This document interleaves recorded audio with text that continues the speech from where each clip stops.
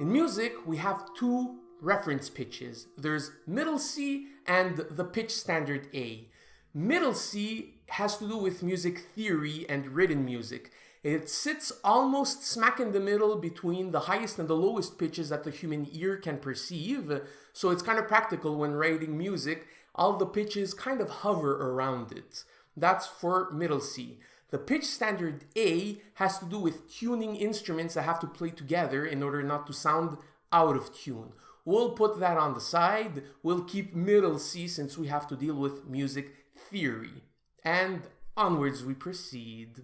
Of the three principal clefs in music, the treble, bass, and alto clefs to name them, the alto clef is the one that sets middle C exactly in the center of the 5-line staff. The beauty of that is that it creates a sense of symmetry, but the pitfall is that you can only fit 11 letter names on one single staff without having to resort to ledger lines above and below it. A clever way to fit more notes without using ledger lines, all the while keeping the symmetry around middle C, is to write music on the Grandstaff. The Grandstaff is a pair of staves, one placed above the other, that you link together with a system line and a brace, thus creating one single entity for writing music. The system line tells a musician that both staves are to be read simultaneously through time, and the brace means that these two staves are to be played by one performer. The convention is to associate the upper staff with a treble clef and the lower staff with a bass clef.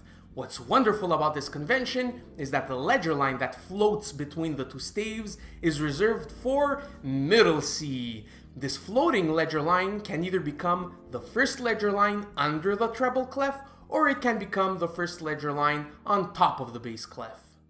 So now we're fully equipped with a Grandstaff that can accommodate a grand total of 23 notes as opposed to just 11 notes on one single 5-line staff.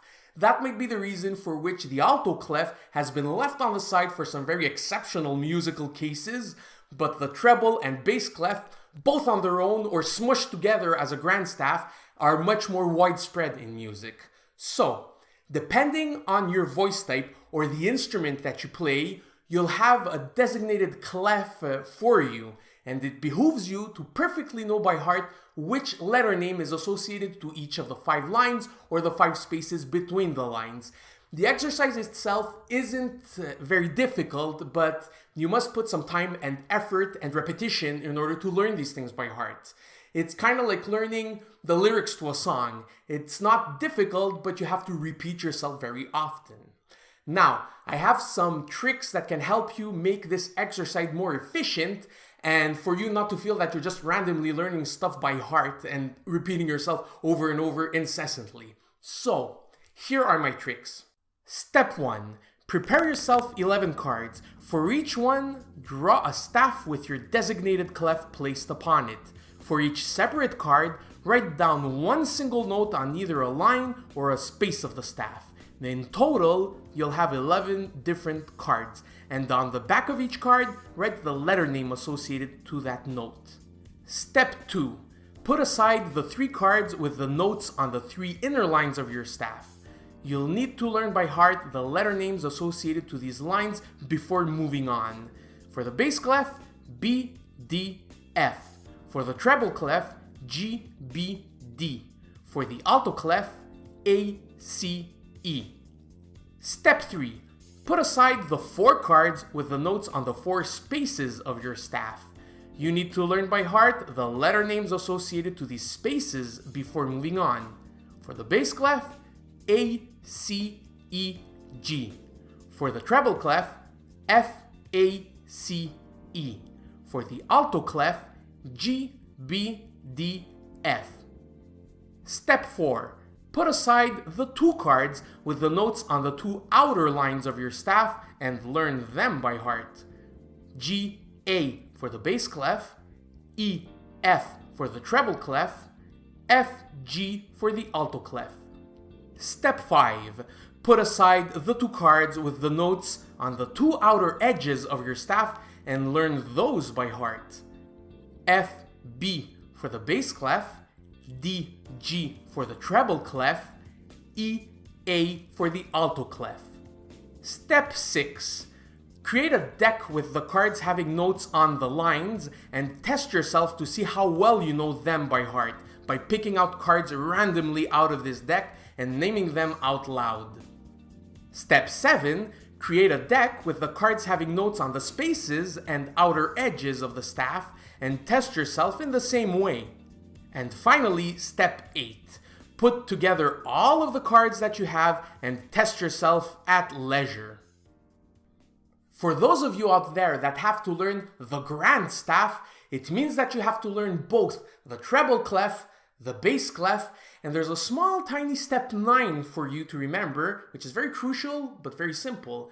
It's that the ledger line that floats between the two staves is associated to middle C. That's basically it. Before I let you go, there's a very necessary precision that I have to make on the subject of clefs.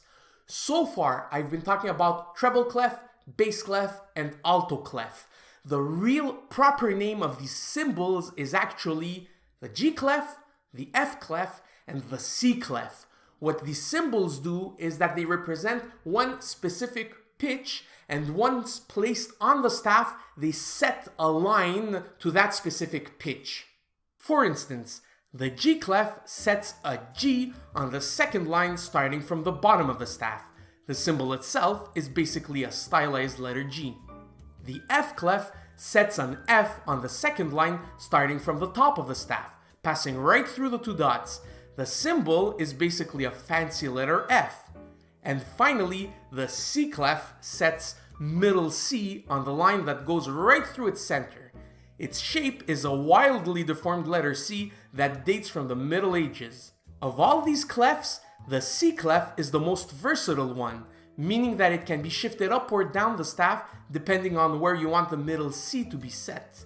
When the C clef is perfectly centered on the staff, it takes on the name of alto clef. In total, the aliases the C clef can take are the soprano clef, the mezzo-soprano clef, the alto clef, the tenor clef, and the baritone clef. Obviously, the other clefs can also be shifted, but it's rarely, if ever, seen nowadays. Alright, with all the content seen in this video and all the previous ones, we'll be able to delve in some more meaty subjects like scales, chords, modes, intervals, keys, tonalities, full of good stuff, alright? However, you'll have to do your homework on your side, I'll do mine on my side, and until then, try to have fun and see you later.